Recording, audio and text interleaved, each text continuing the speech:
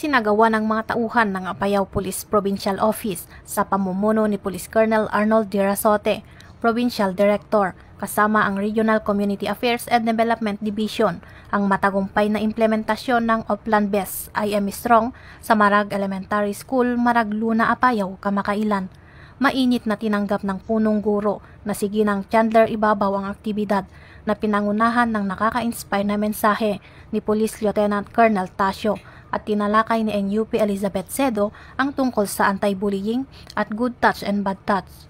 Bukod sa mahahalagang talakayan na mahagi rin ng mga school supplies at merienda sa mga mag-aaral na sumisimbolo hindi lamang ng malasakit kundi pati ng pangako ng PNP para sa kabuuang paghubog sa mga bata.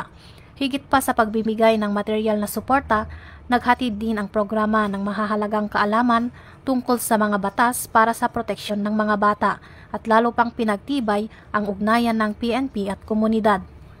Sa pamamagitan ng Oplan Best, patuloy na naninindigan ang PNP sa advokasya nitong alagaan, protektahan at bigyang lakas ang kabataan sapagkat bawat bata ay nararapat lumaking matibay, ligtas at may sapat na suporta. Mula dito sa probinsya ng Apayao, akong iyong PNN correspondent, Patrolwoman Jesly Sabado, alagad ng batas, tagataguyod ng Balitang Pulis.